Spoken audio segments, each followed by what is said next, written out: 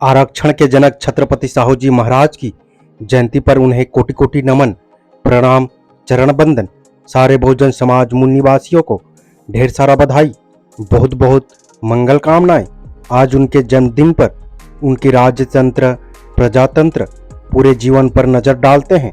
उन्होंने देश के लिए क्या किया, प्रजा के लिए क्या किया, बहुजन समाज के लिए क्या किया, तमाम तरीके की जानकारी लेते हैं। आपसे अपील है कि वीडियो देख रहे हैं तो पूरा देखें।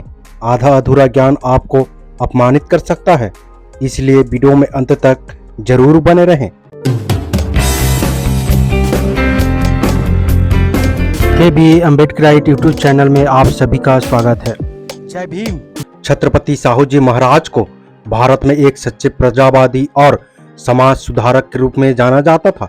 वो कोल्हापुर के इतिहास में एक अमूल्य मणि के रूप में आज भी प्रसिद्ध हैं। छत्रपति साहू जी महाराज ऐसे व्यक्ति थे जिन्होंने राजा होते हुए भी दलित और शोषित वर्ग के कष्ट को समझा और सदा उनमें निकटता बनाए रखी। उन्होंने दलित वर्ग के बच्चों को मुफ्त शिक्षा प्रदान करने की प्रक्रिया शुरू की, गरीब छात्रों के छात्रावास स्थापित के लिए और बाहरी छात्रों को शरण प्रदान करने के लिए आदेश दिए। साहू जी महाराज के शासन के दौरान बाल विवाह पर ईमानदारी से प्रतिबंध लगाया गया। उन्होंने अंतरजातीय विवाह और विधवा पुनर्विवाह के पक्ष में समर्थन की आवाज उठाई थी। इन गतिविधियों के लिए साहू जी महाराज को बड़ी आलोचना का सामना करना पड़ा। छत्रपति साहू जी महाराज जिस समय गद्दी पर बैठे उस समय समाज के दशा कई दृष्टियों से शोचनीय थी। जात पात, ऊंच नीच, छुआछूत, मानव अधिकारों की असमानता, निर्धन कृषकों और मजदूरों की दीनहीन स्थिति, पाखंडवाद भरी धर्म पद्धति, वन व्यवस्था को घोर तांडव असहाय जनता को उभरने नहीं दे रहा था। वन व्यवस्था में चौथा वर्ण जो आता है, यानी कि शूद्र, जिसका कोई अपना अस्तित्व नहीं था, उसकी दशा दयनीय थी। उस समय वन व्यवस्था और ऊंच नीच के भेदभाव को मिटाने के लिए सत्य शोधक समाज लगातार कार्य कर रहा था, जिसकी स्थापना महात्मा राष्ट्रपिता ज्योतिबा फुले ने की थी। साहू जी महाराज ज्योतिबा फुले से बहुत प्रभावित थे और लंबे समय तक सत्य शोधक समाज के संरक्षक भी रहे। दलित मुक्ति के लिए राजनीति को हथियार बनाने में सर्वाधिक महत्वपूर्ण योगदान दिया, किंतु वन व्यवस्था में शक्ति के स्रोतों से बहिष्कृत तबकों के हित में किए गए ढेरों कार्य के बावजूद इतिहास में उन्हें जिस बात के लिए खास तौर से याद किया जाता है वो है उनके द्वारा किया गया आरक्षण का प्रावधान। राजर्षि छत्रपति साहू जी महाराज का जन्म 26 जून 1874 में आज ही के दिन हुआ था। उनके बचपन का नाम यशवंत राव था। उनके पिता जय सिंह राव अप्पा साहिब गढ़ के कागल निवासी थे। उनके माता राधाबाई मुधोल राज्य की राजकन्या थी। राजर्षि छत्रपति साहू जी महाराज केवल 3 वर्ष के थे तभी उनकी मां राधाबाई 20 मई 1977 को मृत्यु को प्राप्त हुई, इसलिए उनका लालन पालन जीजाबाई ने किया था। ब्रिटिश षड्यंत्र और अपने ब्राह्मण दीवान की गद्दारी की वजह से जब छत्रपति शिवाजी महाराज प्रथम के दूसरे पुत्र के वंशज शिवाजी चतुर्थ कोल्हापुर के राजा का कत्ल हुआ तो उनकी विधवा आनंदीबाई ने अपने जागीरदार जय सिंह राव अप्पा साहिब गटके के पुत्र यशवंत राव को 17 मार्च 1884 में गोद ले लिया। बाल्यावस्था में ही यशवंत राव को साहू जी महाराज की हैसियत से कोल्हापुर रियासत की राजगद्दी को संभालना पड़ा। अद्यापि राज्य का नियंत्रण उनके हाथ में काफी समय बाद 2 अप्रैल 1894 में आया था। छत्रपति साहू जी महाराज की शिक्षा राजकोट के राजकुमार विद्यालय में हुई थी। प्रारंभिक शिक्षा के बाद आगे की पढ़ाई राजवाड़े में ही एक अंग्रेज शिक्षक स्टुअर्ट मिटफर्ड फ्रेजर के जिम्मे सौंपी गई थी। अंग्रेजी शिक्षक और अंग्रेजी शिक्षा का प्रभाव छत्रपति साहू जी महाराज के दिलो दिमाग पर गहराई से पड़ा था। वैज्ञानिक सोच को न सिर्फ वो मानते थे बल्कि इसे बढ़ावा देने का हर संभव प्रयास करते थे।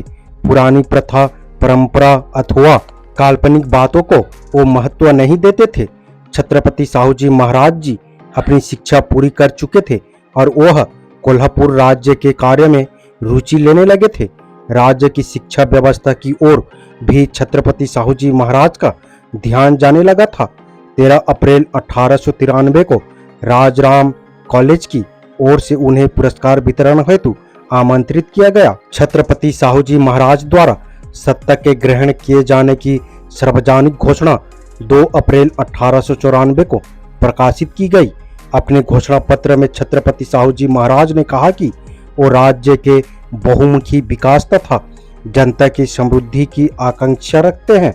मुंबई के गवर्नर लॉर्ड हैरिस ने इसके लिए एक विशेष दरबार की व्यवस्था की।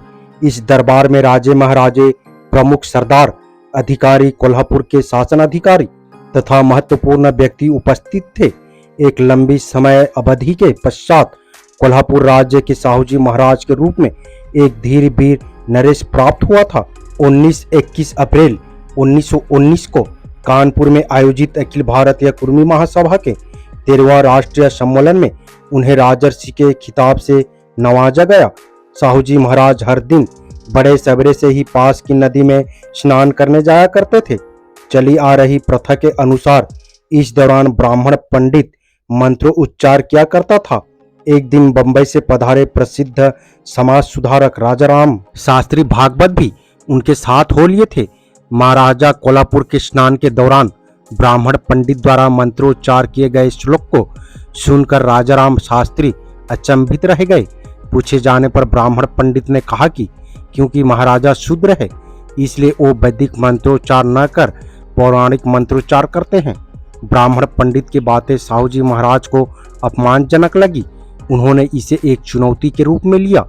महाराज साहू जी के सलाहकार ने एक प्रसिद्ध ब्राह्मण पंडित नारायण भट्ट सेवकरी को महाराजा का यज्ञोपवीत संस्कार करने को राजी किया। ये 1901 की घटना है। जब यह खबर कोल्हापुर के ब्राह्मणों को हुई तो ये बड़े कुपित हुए। उन्होंने नारायण भट्ट पर कई तरह की पाबंदी लगाने की धमकी दी। तब इस मामले पर साहू जी महाराज ने राजपुरोहित से इस संबंध में सलाह ली, किंतु इस पर राजपुरोहित ने अपनी असमर्थता प्रकट कर दी। इस पर साहू जी महाराज ने गुस्सा होकर राजपुरोहितों को बर्खास्त कर दिया। छत्रपति साहू जी महाराज ने राज्य को शक्तिशाली बनाने के लिए जो सबसे पहले कदम उठाया था वो था प्रशासन परिषद को भंग करना, जिसे सभी प्रकार के सर्वोच्च अधिकार प्राप्त थे। कोल्हापुर राज्य का सर्वाधिक विकास राजर्षि छत्रपति साहू जी महाराज की दृष्टि में सर्वोपरि था। इसके लिए सर्वप्रथम उन्होंने इनामदारों एवं कृषकों को कर्ज दिलाने पर विचार किया तथा उनको सुविधाजनक किस्तों में ऋण और अनुदान देने का निर्णय लिया। उन्होंने छत्रपति की हैसियत से सिरोल में अपना कैंप किया और आसपास के गांवों में गए। सभी किसानों एवं मजदूरों से खुलकर मिले, उनकी कठिनाइयां सुनी तथा उनके दूर करने का प्रयास किया। कोल्हापुर राज्य के सूखे और बाढ़ से निजात दिलाने के लिए उन्होंने प्रख्यात इंजीनियर विश्वेश्वरैया जी से एक विशालकाय बांध का निर्माण करवाया। इस बांध की सिंचाई सुविधाओं का लाभ कोल्हापुर के किसान आज भी ले रहे हैं। कृषि के उचित प्रबंधन के लिए उन्होंने कई यूरोपीय विशेषज्ञों को अपनी राजकीय सेवा में रखा हुआ था। राजा होकर भी मानव संवेदनशीलता से संपन्न थे। एक बार वो नरसोड़ बढ़ी गए, जहां उन्होंने कोढ़ से पीड़ित लोगों को देखा। साहू जी महाराज उन कुष्ठ पीड़ित लोगों के लिए अलग आवास बनाने पर विचार किया। कुछ ही समय बाद जब 22 जून 1897 में कोल्हापुर में बैक्टीरिया कुष्ठ शरण गृह बन गया तो किसी सीमा तक कुष्ठ पीड़ितों की समस्या हल हो गई। बाद में इस शरण गृह को अनुष्करा स्थानांतरित कर दिया गया। छत्रपति साहू जी महाराज की प्रबल आकांक्षा थी कि शासन को चुस्त एवं प्रभावी बनाने के लिए समर्थ अधिकारी नियुक्त की जाए। वो चाहते थे कि गैर ब्राह्मण जातियों से शिक्षित युवकों की नियुक्ति करके उनको प्रशासन का प्रशिक्षण दिया जाए, जिससे कि पिछड़े और निर्बल वर्ग के लोगों को भी शासन में हिस्सा मिले और शासन सुदृढ़ एवं संतुलित बन सके। इतना ही नहीं, ऐसा करने पर निर्बल वर्गों में शिक्षा प्राप्त करने का उत्साह एवं प्रेरणा मिलेगी।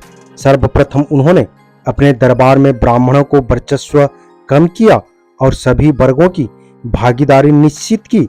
निर्बल वर्गों के लोगों को उन्होंने नौकरियां पर ही नहीं रखा, बल्कि वो उनको साथ लेकर चलने भी लगे, जिसमें ब्राह्मणों में रोष उत्पन्न हो गया और वो लोग भ्रम फैलाने लगे कि छत्रपति साहू जी महाराज अनुभवहीन है तथा वो अक्षम लोगों को सरकारी पदों पर नियुक्ति कर रहे हैं।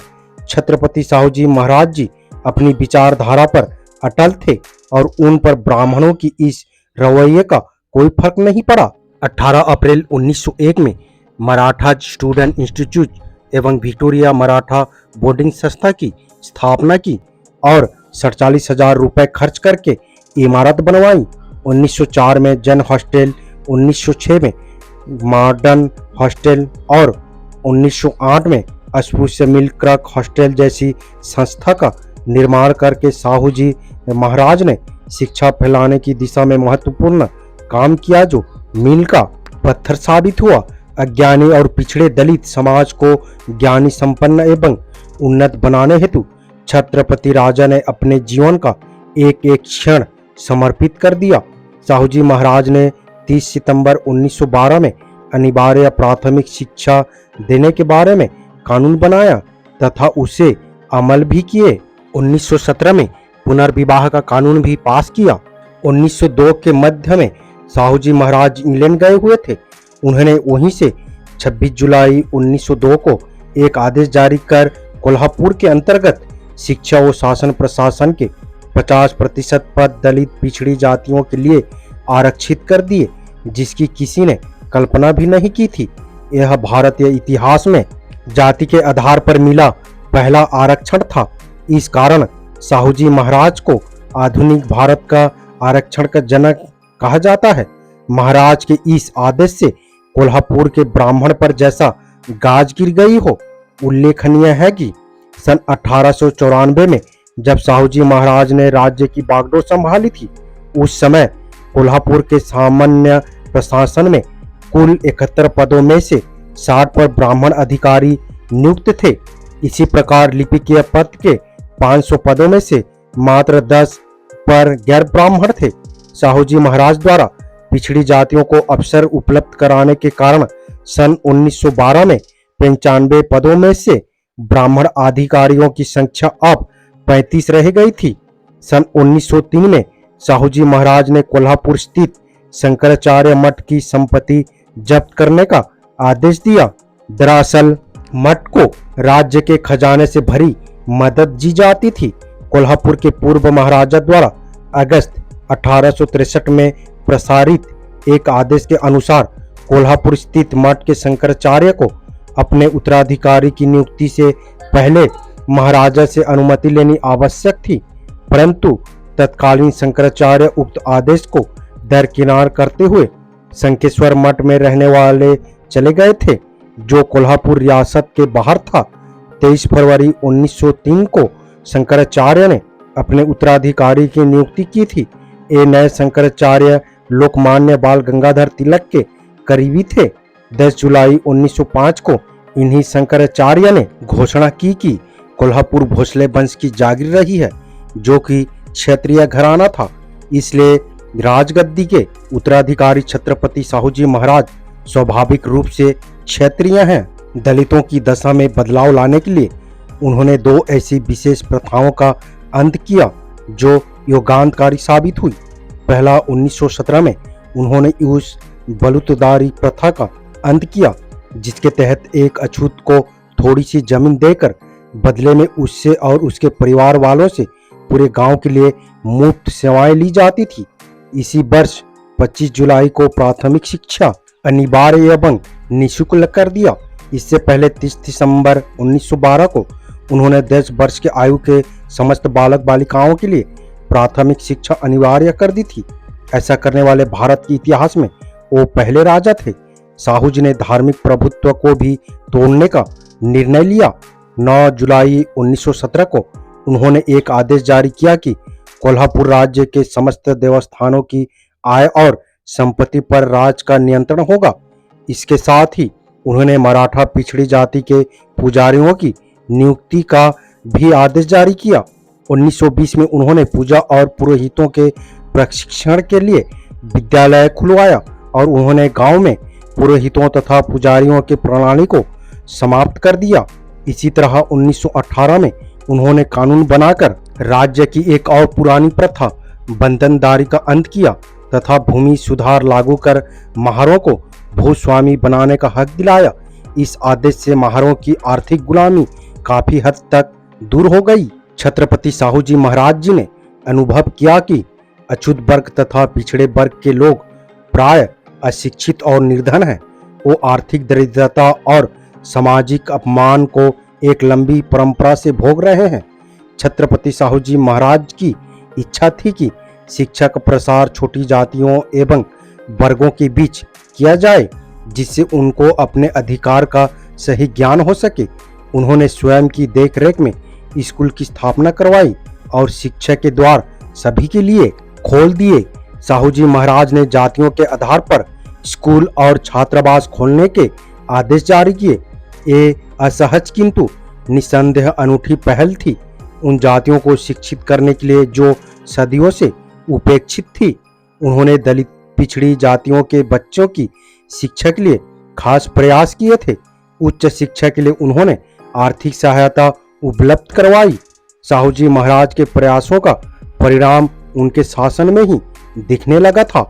स्कूल और कॉलेज में पढ़ने वाले पिछली जातियों के लड़के लड़कियों की संख्या में उल्लेखनीय प्रगति हुई थी।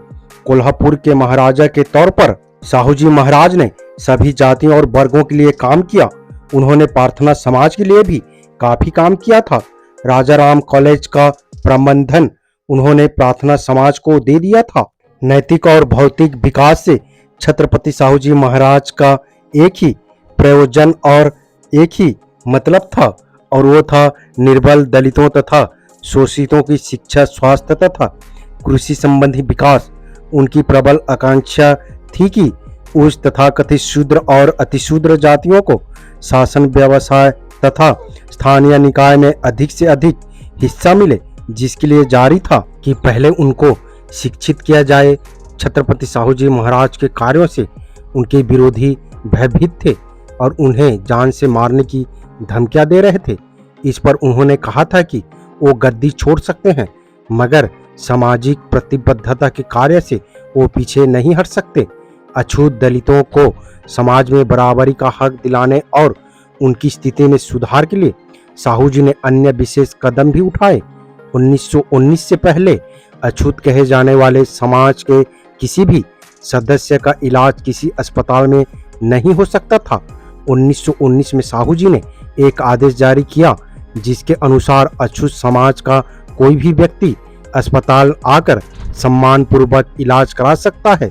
इसके अलावा उन्होंने 1919 में ही 15 जनवरी को ये आदेश भी जारी किया कि प्राइमरी स्कूल, हाई स्कूल और कॉलेज में जाति के आधार पर छात्रों के साथ कोई भी भेदभाव न किया जाए। उन्होंने दलितों को नौकरियों में जगह देने के साथ ही इस बात का आदेश दिया कि सरकारी विभागों में कार्य कर रहे दलित जाति के कर्मचारियों के साथ समानता और शालीनता का बर्ताव किया जाए। किसी प्रकार का छुआछूत नहीं होना चाहिए। जो अधिकारी इस आदेश का पालन न करने के इच्छुक हो, वो 6 महीने के भीतर त्याग पत्र दे दें। साहू जी महाराज जी ने 15 जनवरी 1919 के अपने आदेश में कहा था कि उनके राज्य के किसी भी कार्यालय और गांव पंचायतों में भी दलित पिछड़ी जातियों के साथ समानता का बर्ताव हो, वो सुनिश्चित किया जाए। उनका स्पष्ट कहना था कि छुआछूत को बर्दाश्त नहीं किया जाएगा। उच्च जातियों को दलित जाति के लोगों के साथ मानवीय व्यवहार करना ही चाहिए। जब तक प्रत्येक आदमी को आदमी नहीं समझा जाएगा, समाज का बहुमुखी विकास असंभव है। 15 अप्रैल 1920 को नासिक में उद्योजी विद्यार्थी छात्रावास की नींव का पत्थर रखते हुए साहू जी महाराज ने कहा था कि जातिवाद का अंत जरूरी है। जाति को समर्थन देना अपराध है। हमारे समाज की उन्नति में सबसे बड़ी बाधक जाति है। जाति आधारित संगठनों के निहित स्वार्थ होते हैं। निश्चित रूप से ऐसे संगठनों को अपनी शक्ति का उपयोग जातियों को मजबूत करने के बजाय इनके खात्मा करने के लिए करना चाहिए। डॉक्टर भीमराव अंबेडकर के हिंदू कोड बिल से तो हम सभी परिचित हैं, लेकिन 11 नवंबर 1920 को ही साहू जी महाराज ने भी एक हिंदू कोड बिल पास किया था। ये शायद ही किसी को पता है। इस बिल के माध्यम से उन्होंने संपत्ति के उत्तराधिकार के संदर्भ में मिताक्षरा न्याय सिद्धांत को समाप्त कर दिया।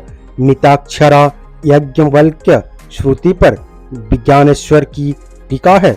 इसकी मूल बात यह है कि स्त्री को संपत्ति उत्तराधिकार में नहीं मिल सकती।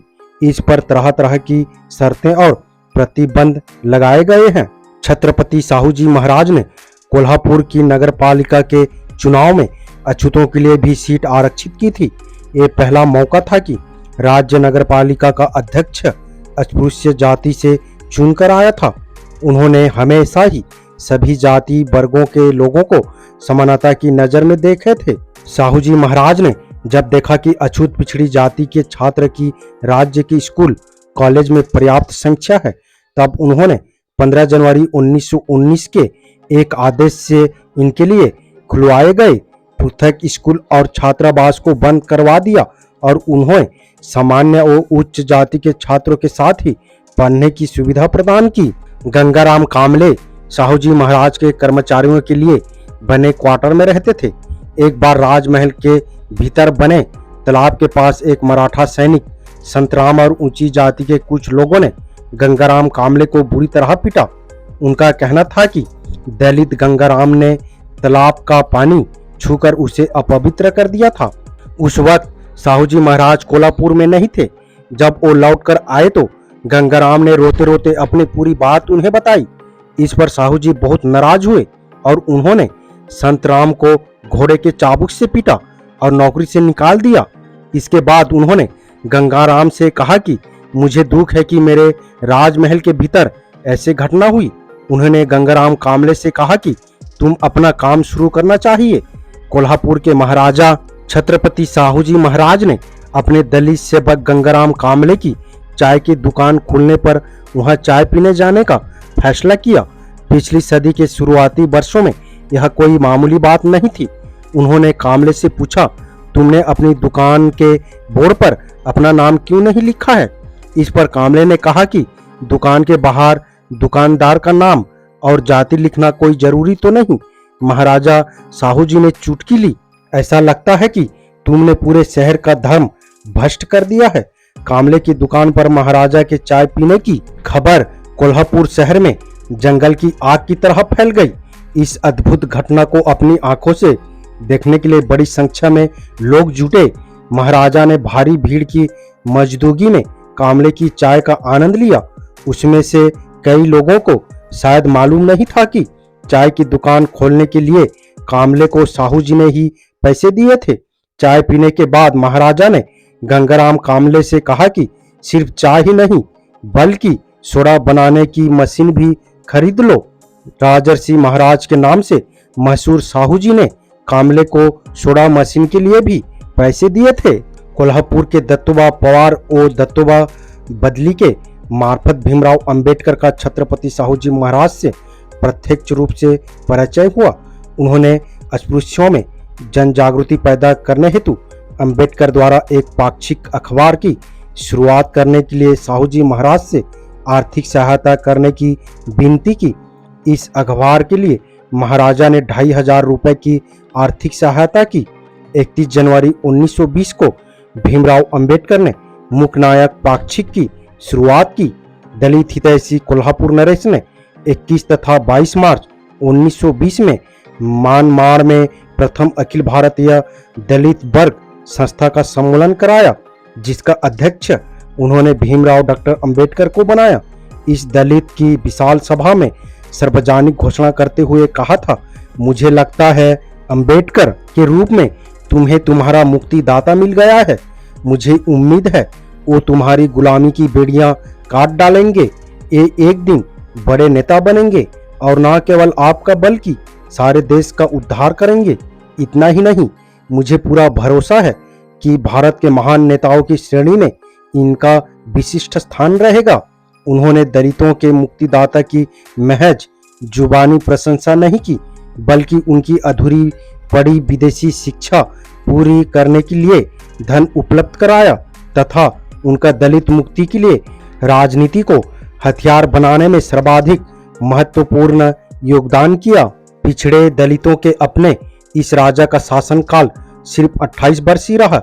मात्र 48 वर्ष की उम्र में 6 मई 1922 को उनका देहांत बम्बई में हो गया। उनका समाज के किसी भी वर्ग से किसी भी प्रकार का द्वेष नहीं था। साहू जी महाराज के मन में दलित वर्ग के प्रति गहरा लगाव था। उन्होंने सामाजिक परिवर्तन की दिशा में जो क्रांतिकारी उपाय किए थे वो इतिहास में याद रखे जाएंगे। ये वीडियो आपको कैसा लगा अपने राय कमेंट बॉक्स में जरूर दें। वीडियो अगर पसंद आए तो लाइक करना ना भूलें। उम्मीद करता हूँ वीडियो को समझ गए होंगे। अगर समझ गए हैं तो अपने परिवारजनों को, दोस्तों को, मूल निवासी, SC, ST, OBC, Bahujan Samaj को शेयर जरूर करें ताकि उन्हें भी पता चल सके, जानकारी हो सके। मेरा आप सभी बहुजन समाज, मूल निवासी अम्बेडकरवादियों से अपील है, हम अपने समाज को जागरूक करने के लिए बहुत मेहनत करते हैं और अम्बेडकर विचारधारा वाले वीडियो को लाते रहते हैं। आपकी एक सब्सक्राइब हमारे हौसले को बुलंद कर हमें दोगुनी हौसला प्रदान करता है, मजबूत करता है। इसलिए आप सभी से गुजारिश है कि हमारे चैनल को सब्सक्राइब करके हमें सपोर्ट जरूर करें ताकि हम अगले नए वीडियो डालें तो आप तक नोटिफिकेशन जा सके और कुछ महत्वपूर्ण जानकारी मिल सके। धन्यवाद। जय भीम, जय संविधान, जय मूल निवासी।